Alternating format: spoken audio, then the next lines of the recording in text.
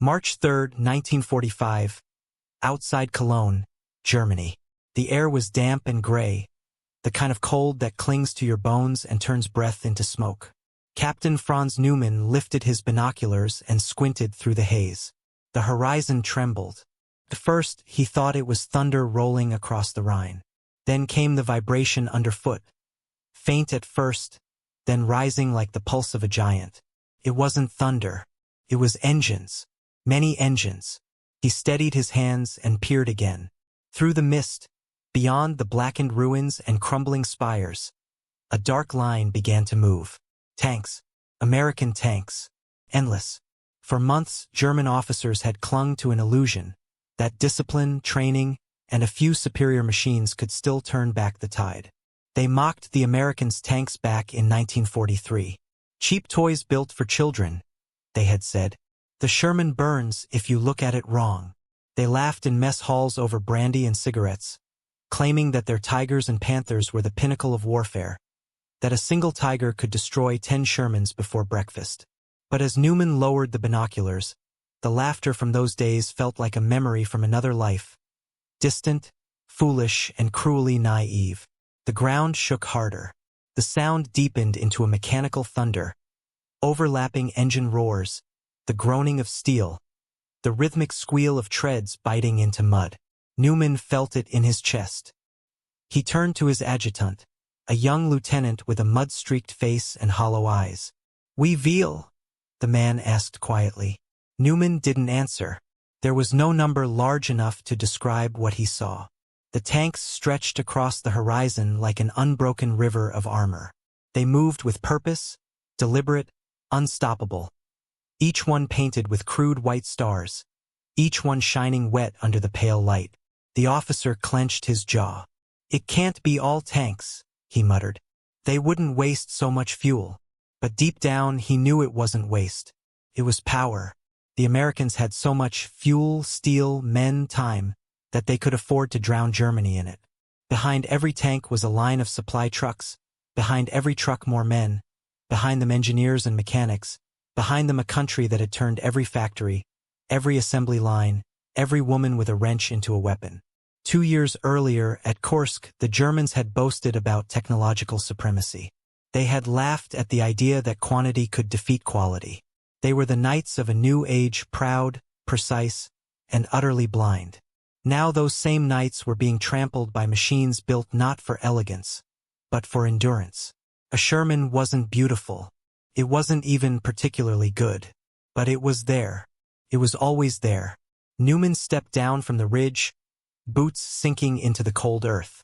The air smelled of oil and smoke, a metallic perfume of defeat. Somewhere behind him, artillery rumbled. But it was scattered, uncoordinated. The German line was barely holding together. A patchwork of old men, wounded soldiers, and barely trained boys. The radios crackled with panic. Orders overlapped, canceled, or contradicted each other. No one could see the full picture anymore. But Neumann didn't need a map. The truth was right in front of him.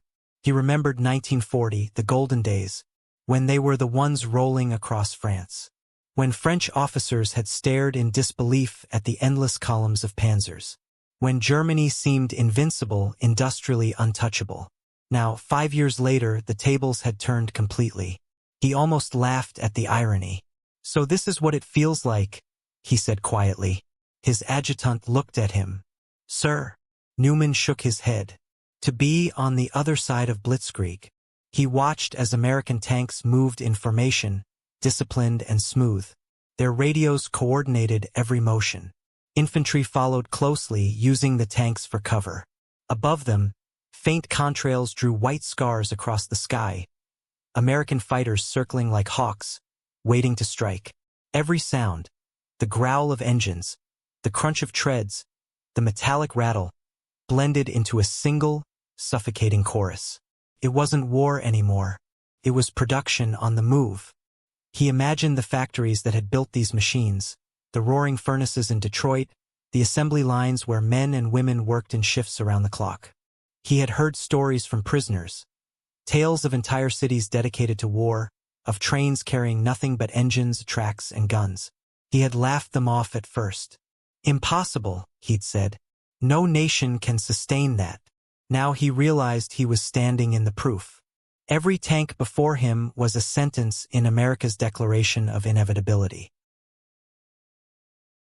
A burst of machine gun fire snapped him back.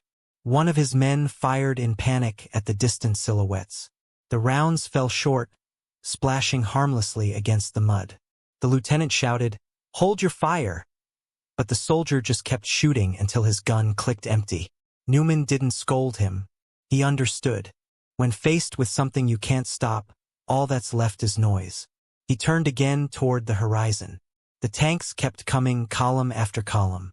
He could see names painted on them in white. Lucky Lady, Detroit Belle, Hellfire, Easy Does It. American crews had personality, confidence, even humor. They weren't haunted like the Germans. They fought with music on their radios and letters from home tucked into their pockets. Newman wondered if any of them realized what their sheer presence meant, that they were witnessing the death of an empire, not through heroism but through machinery. Somewhere to the north, a panther exploded. Fuel ignited, turret blown skyward. The shockwave rippled through the ground. Another followed. The Americans had found their range. Newman's men ducked instinctively. He didn't. He just watched the fire rise, orange against the gray sky, and felt nothing. There was no strategy left, no clever maneuver that could change the outcome. The war had become arithmetic, and Germany had run out of numbers. He closed his eyes for a moment, listening. The rhythm of the tank engines filled everything. It was steady, mechanical, endless, like the heartbeat of an empire that could not die. For the first time, he envied the Americans. Not their tanks, not their technology, but their certainty. They knew they would win. It was written in every rivet, every shell, every drop of gasoline. As the first shells began to fall near their position, Newman looked to the sky, low clouds drifting east, faint snow beginning to fall. "It's over," he whispered. The lieutenant turned toward him. "Sir." Newman's voice was barely audible over the roar. "We're fighting ghosts now. The war's already lost. We just haven't stopped shooting yet." He walked back toward his bunker, passing rows of trembling soldiers, some praying, some staring blankly at the horizon. The sound of the tanks never stopped. Even underground, it seeped through the walls, a constant, rhythmic reminder of defeat. He sat on a wooden crate, hands trembling slightly. From the corner of his eye, he saw a propaganda poster still hanging on the wall. A bold German eagle crushing Allied tanks beneath its claws. The image looked absurd now, like a cruel joke from another world. Newman picked up his binoculars one last time and climbed back up the slope. The line of American armor had grown closer, the details sharper now. Stars gleaming, antennas swaying, the coordinated roll of 1,000 machines built for one purpose. For a fleeting moment he felt awe. Not fear, not anger, awe. This was what modern war looked like. Not a clash of heroes, but a contest of factories. The ground vibrated continuously. The air shimmered with heat and diesel smoke. The first tank fired. A deep, thunderous boom that echoed through the valley. The German officer exhaled slowly. He lowered the binoculars and said it aloud, more to himself than anyone else. "We're fucked." Somewhere in the distance, a bell tolled from a ruined church, its sound faint and broken. It was the last song of a dying army, drowned beneath the endless thunder of American steel. The war wasn't lost in the battlefield, Newman thought, staring into the storm. It was lost in the factories. And as the tanks advanced, blotting out the horizon, he knew every man who had ever laughed at the Shermans would understand too late what it meant to fight a nation that could build forever. Winter 1942. North Africa. The desert shimmered beneath a cruel sun as American tanks rolled forward for their first true test against the seasoned Afrika Corps. Dust clouds billowed around the advancing Shermans, their olive-green hulls streaked with sand and sweat.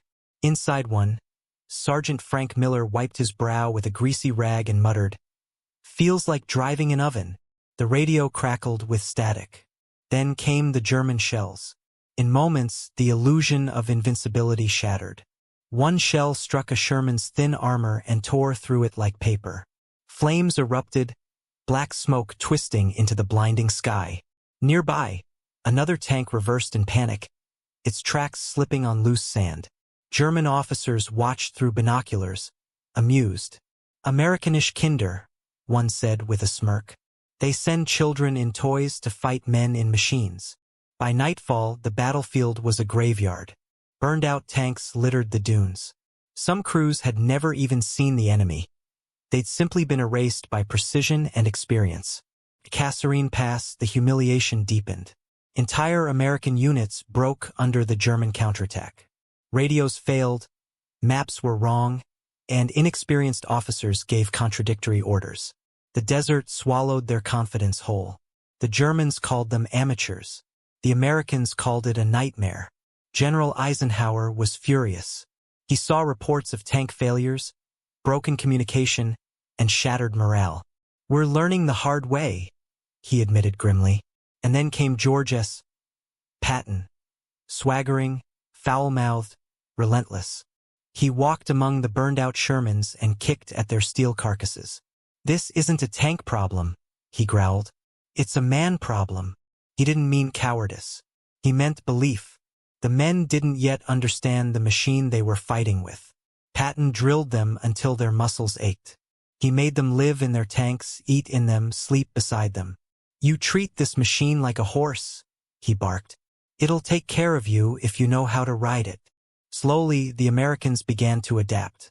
They learned to move fast, strike from multiple directions, and coordinate armor with infantry and air support. But no amount of training could change the fact that their tanks were outgunned by German panzers. The Germans had thicker armor, longer barrels, and sharper optics. The Sherman was outclassed. Yet something strange began to happen. While German commanders obsessed over perfect machines, the Americans were perfecting production. In Detroit, the Chrysler tank arsenal was building more than 1,000 Shermans a month. Ford turned its assembly lines, once used for cars, into a symphony of steel. Women with red bandanas and grease-streaked faces replaced absent factory men. Sparks flew from welders' torches like fireflies in the dark. Engines roared to life by the hundreds. Each tank had imperfections, dents, quirks, but each one worked. "Quantity has a quality all its own," someone said, and that phrase would become America's quiet weapon. Back in the desert, convoys of new tanks arrived. They weren't glamorous, but they were reliable. Mechanics could swap an engine in hours. Crews could repair track damage in the field with simple tools. The Sherman was designed not for superiority, but for persistence. German tanks were masterpieces. American tanks were workhorses. And workhorses win long wars. By mid-1943, the difference was visible. Shermans moved in coordinated groups, guided by better radios. American aircraft strafed ahead, clearing resistance. Supply trucks followed, bringing fuel, ammunition, and spare parts. The war machine had learned to feed itself. German officers noticed. A captured panzer commander wrote in his diary, "They lose tanks easily, but they never run out. It's like fighting a tide that repairs itself overnight." The Americans didn't win North Africa through brilliance. They won through rhythm, a relentless tempo of replacement and adaptation. When one tank burned, another filled its place. When one crew died, new men arrived already trained. Behind every soldier was a factory. Behind every factory was an ocean of resources. And behind that ocean was a nation that refused to slow down. Still, the humiliation of Kasserine lingered. Tank crews told stories about friends burned alive inside Ronsons. The grim nickname soldiers gave the Sherman, after a cigarette lighter, "Lights up the first time." They hated that name. They wanted revenge against it, against the fear it carried. Patton gave them that fire. "You don't die for your country," he told them. "You make the other bastard die for his." The men laughed, not because it was funny, but because it sounded like hope. By the time the Allies invaded Italy, the Shermans rolled ashore in disciplined waves. They were still vulnerable, still imperfect, but they were there in numbers that stunned even their commanders. A few were destroyed by hidden 88mm guns, but more came behind them. Engineers learned to weld spare track links onto the front for extra armor. Some units added sandbags, logs, even concrete to absorb hits. Improvisation became a weapon. The Americans no longer cared if their tanks were mocked, only that they kept moving. Meanwhile, in Europe, German officers were beginning to whisper. They had reports from the Eastern Front, the Soviets flooding the battlefield with T-34s. And now, from the West, came news of American factories producing even faster. A single captured German intelligence brief in 1944 read, "The enemy replaces one tank destroyed by us with 3 new ones within days. Our replacement time is measured in months." The numbers were becoming prophecy. One afternoon, deep inside a logistics hub in France, an officer named Colonel H.D. Albright watched an endless line of Shermans loaded onto flat cars. The trains stretched so far down the track that the last one disappeared into the horizon.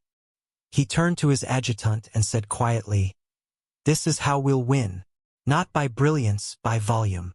When that train reached the front, German scouts reported seeing an American tank every 50 yards, each followed by a truck full of gasoline. The sight broke something inside them. But the transformation wasn't just mechanical. It was psychological. American crews began to see their tanks not as fragile coffins, but as extensions of themselves, reliable, replaceable tools in a vast living organism. They no longer feared being outmatched. They understood their true advantage, time. They could afford to learn. They could afford to fail. The Germans could not. And yet, each success came at a price. The fields of Normandy, Italy, and Lorraine were littered with burning hulls. The smell of fuel and flesh clung to everything. Crews rotated out, hardened by survival, bonded by loss. Every new tank reminded them of the one they'd left behind. "They say every Sherman has ghosts," one tanker wrote in a letter home. "You can hear them rattle inside when the engine starts." As winter turned to spring, the tide of armor crossed France like a living river. Columns of Shermans moved day and night, escorted by air cover, supplied by endless convoys. Villagers watched in awe not at their power, but at their number. For the first time since the war began, the German army faced an opponent it couldn't outmaneuver or outproduce. Deep inside the collapsing Reich, a Wehrmacht intelligence officer wrote his final report to Berlin. The words were stark and simple. "They fight with factories. We fight with dreams." When that report reached a colonel on the Western Front, he read it, looked up from his trench and muttered, "Then dreams are dead." The last great revelation came not from a battle, but from a statistic. In early 1945, a German logistics officer intercepted American supply data and nearly laughed in disbelief. For every German tank destroyed, the Americans could replace 10. For every gallon of fuel the Germans lost, the Allies brought 20. For every mile of track worn out, Detroit sent more steel. It wasn't just war anymore. It was math. And yet math had a face. It had the face of the American crewman tightening his helmet strap inside a roaring Sherman. It had the face of the riveter in Michigan wiping sweat from her eyes as she welded her 20th hull that day. It had the face of the German officer who stared across a field of advancing tanks and realized, not with fear, but with clarity, that no matter how brave his men were, bravery could not outbuild a nation that had mastered mass. The tide was coming. Endless, loud, unstoppable. And soon, in the final months of the war, that tide would crash against the heart of Germany itself. March 1945. The Rhine Valley trembled under the weight of engines. From the morning mist came a growl that seemed to shake the clouds themselves, a chorus of thousands of pistons hammering in mechanical unison. American tanks stretched across the horizon, lined in perfect columns, their armor glistening with dew and oil. The smell of gasoline and exhaust filled the cold air. German civilians peered from broken windows, whispering prayers as the sound drew closer. For the soldiers of the Wehrmacht, that sound meant something far worse than defeat. It meant inevitability. Major Wilhelm Krauss stood on a ridgeline above the town of Remagen, binoculars pressed to his face. He had fought since Poland in 1939, 6 years of campaigns, victories, retreats, and survival. He had seen blitzkrieg unfold like lightning across Europe, and he had believed in it. But what he saw now below him was not lightning. It was a storm that would never end. From the riverbank to the far fields, American tanks rolled forward like a living wall of steel. There were so many that the earth itself seemed to groan beneath them. His aide-de-camp, a boy barely 20, muttered, "There must be hundreds, sir." Kraus didn't answer. He kept counting, and when the number passed 500, he stopped. It didn't matter anymore. The Americans weren't attacking with tanks. They were attacking with production. Each tank bore the same white star, each moving in formation, flanked by trucks, jeeps, and supply vehicles. Above them, the low hum of aircraft echoed. Thunderbolts, Mustangs, and Liberators flying cover. The Germans had nothing left to send into the sky. Anti-aircraft guns stood silent, out of shells, out of hope. "They come like an army of factories," Kraus whispered. "An assembly line on treads." Down in the valley, Sherman tanks crossed makeshift bridges laid overnight by engineers. It was a sight of terrifying precision. The coordination was surgical. Armor, infantry, and artillery all moving as one. Orders flowed through radios so efficiently that American units maneuvered like limbs of a single creature. They struck not where the Germans were strongest, but where they were weakest, and when the Germans shifted, the Americans were already somewhere else. It wasn't luck. It was mastery of logistics.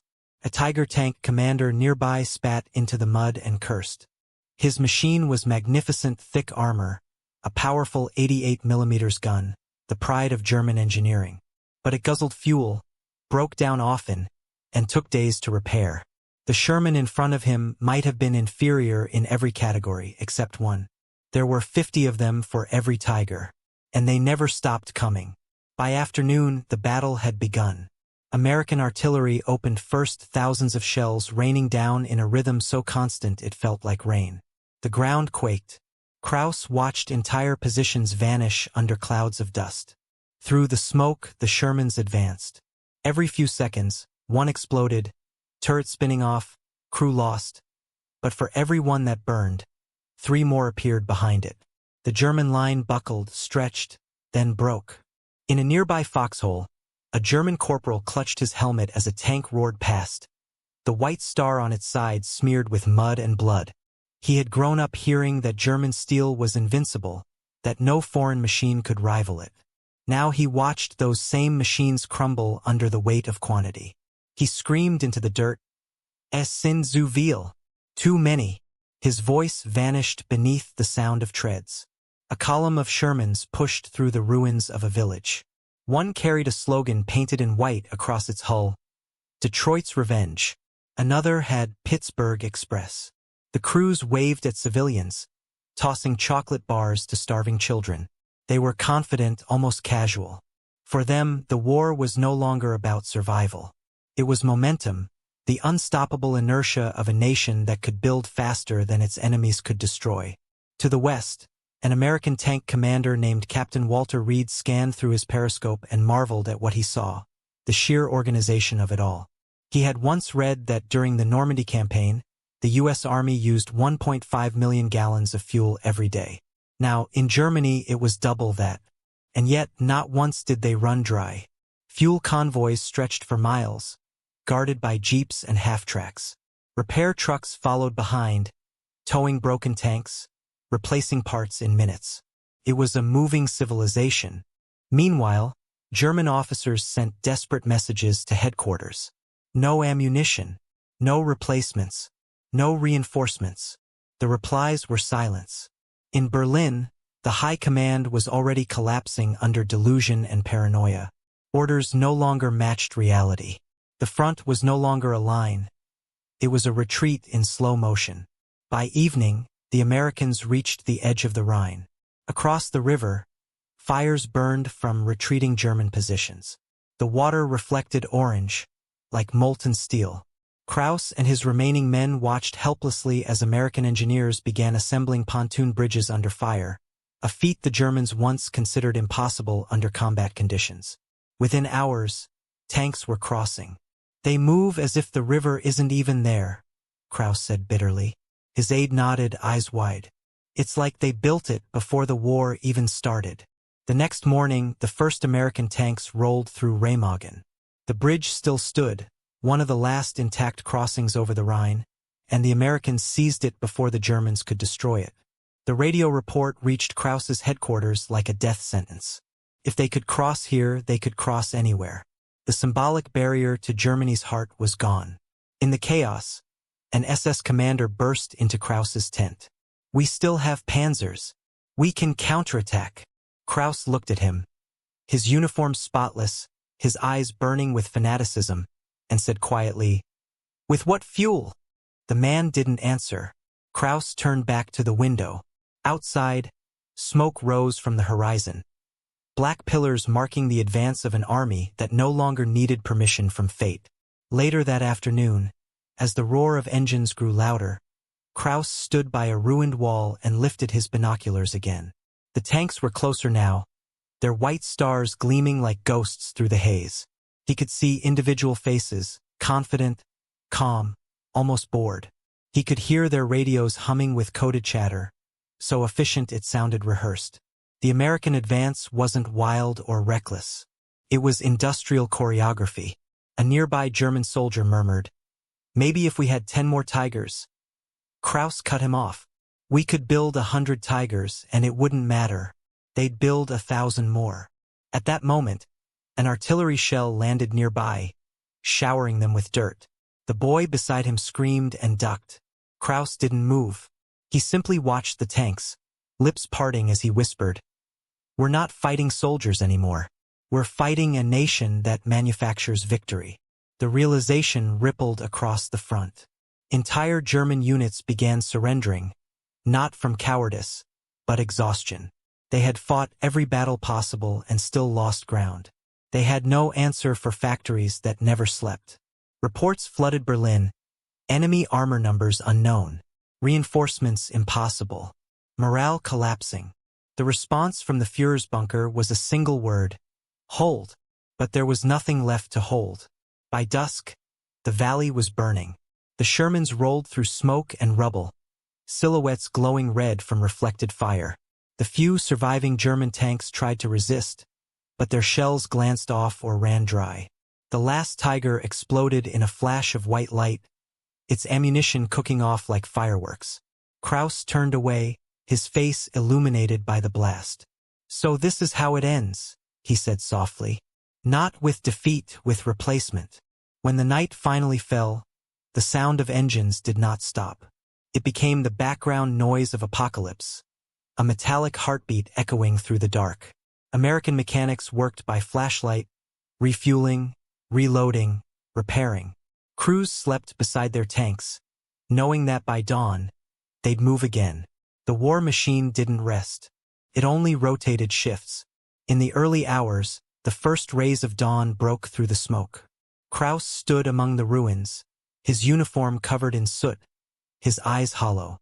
Through the gray morning light, the endless columns of tanks continued eastward, their silhouettes cutting through the mist. He lowered his binoculars, dropped them into the mud, and said it without emotion, just truth. "We're fucked." And for the first time in years, he didn't mean it as fear, but as acceptance. The myth of German invincibility had been buried under American steel, and the rumble of that endless march would echo through history long after the last shell was fired. May 1945.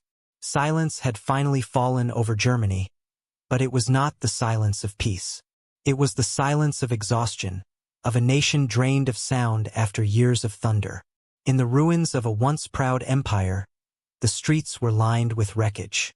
Tanks that once symbolized power now lay like carcasses of extinct beasts, their metal scorched and twisted. Among them stood the remnants of men who had believed themselves invincible. One of them was Major Wilhelm Kraus. His uniform was torn, his face hollow. Around him, American soldiers moved with mechanical calm, rounding up prisoners, organizing the chaos. He watched as a column of Sherman tanks rumbled slowly through the destroyed town square, their engines humming like distant thunder. They weren't rushing anymore. There was no need.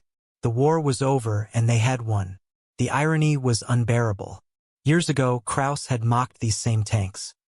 He remembered the laughter, the sneers shared among officers as they passed around photographs of the American M4, calling it a cheap toy for amateurs.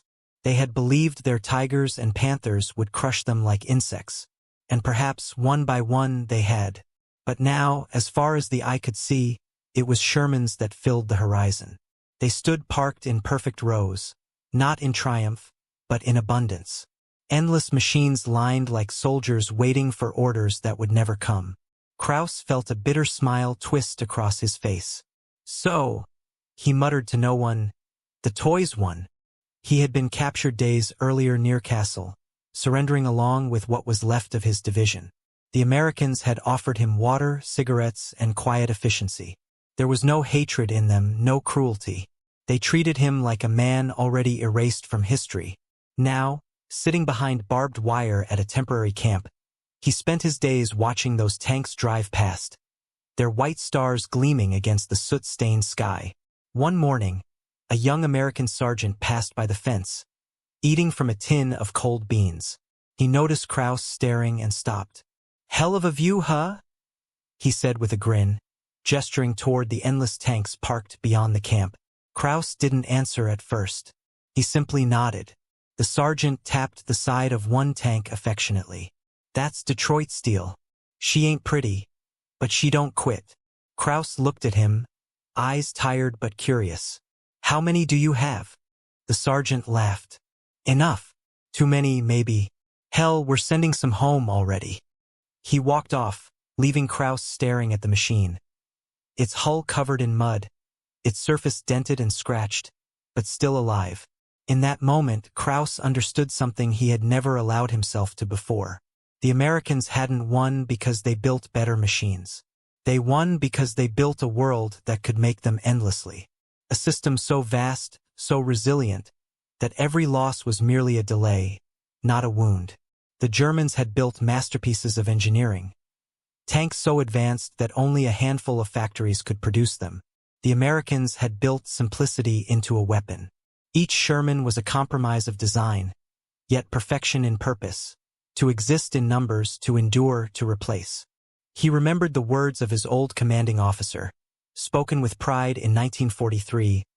"One tiger is worth 10 Shermans." Back then it had sounded like victory.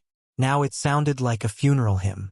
Because for every tiger that rolled out of its factory, 10 Shermans already waited for it, and 10 more after those. The battlefield hadn't been decided by who fired first, but by who could afford to keep firing. Months later, as summer approached, Krauss and the other officers were moved to a larger POW camp in France. There, he was assigned to light labor, clearing debris, repairing fences. Sometimes, he would pause and look westward, imagining the ocean beyond which those tanks had been born. The rhythm of industry, the beating heart of a nation at war, echoed in his mind. The hammering of steel, the hiss of steam, the hum of production lines. He wondered if the workers who built those tanks understood that they had changed the world as much as any general or soldier. In the evenings, the camp loudspeaker played American radio. Jazz, swing, sometimes a speech. Once, Krauss listened to a broadcast from General Eisenhower addressing the troops. The general's voice was calm, almost fatherly. "This victory," he said, "belongs to every man and woman who built, carried, and fueled our army. They were the invisible front." Krauss felt the words cut deep. The invisible front, that was it. The Germans had fought with pride, with courage, with faith. The Americans had fought with infrastructure. And in modern war, infrastructure was destiny. By autumn, the occupation had settled into routine. American convoys rolled through cities still reeking of smoke and rubble. Children chased jeeps for chocolate bars. German civilians stared, half in awe, half in disbelief, at the abundance. Every truck, every ration, every tank spoke of a country untouched by hunger or ruin. Krauss watched from behind the fence as a convoy passed carrying food, radios, even books. It was civilization on the move, and he wondered, had Germany ever truly understood what it was fighting against? One evening, He sat alone by the wire, watching the sunset stain the sky red. A fellow officer, Major Ernst Muller, sat beside him. "It's strange," Muller said softly. "We thought we were fighting soldiers. Turns out we were fighting an economy." Kraus nodded. "And one that never slept." Muller chuckled bitterly. "Do you think they'll remember our tigers? Our panzers?"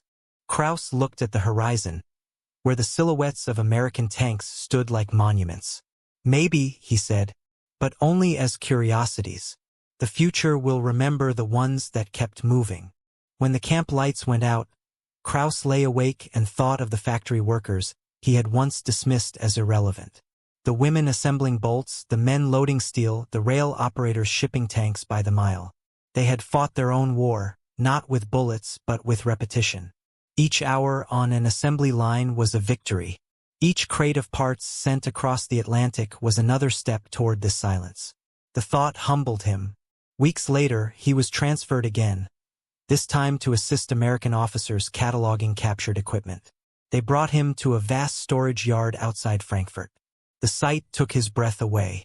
Hundreds of tanks, thousands even, stretched across open fields. Shermans, half-tracks, jeeps, an ocean of machinery.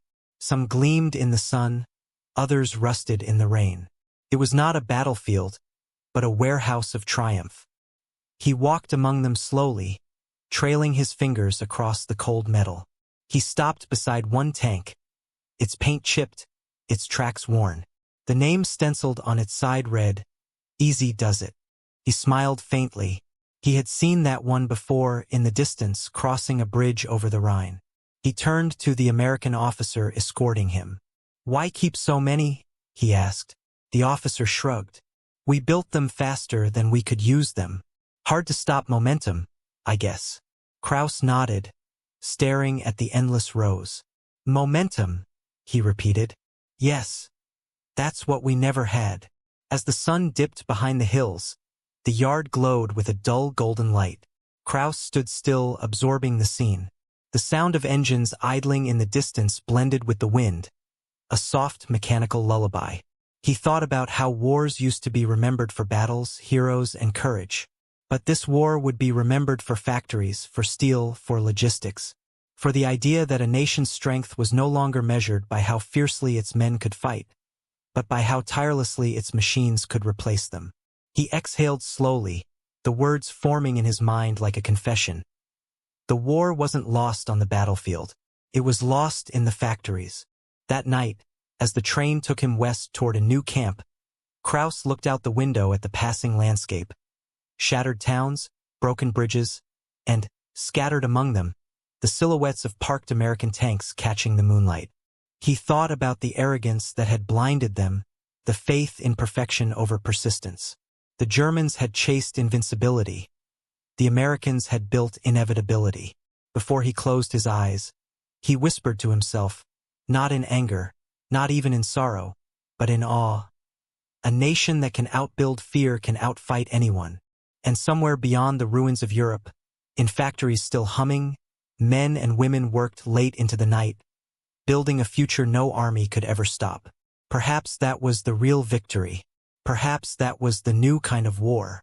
And as the train disappeared into the dark, the world began to count the cost and the lesson of what happens when industry becomes destiny.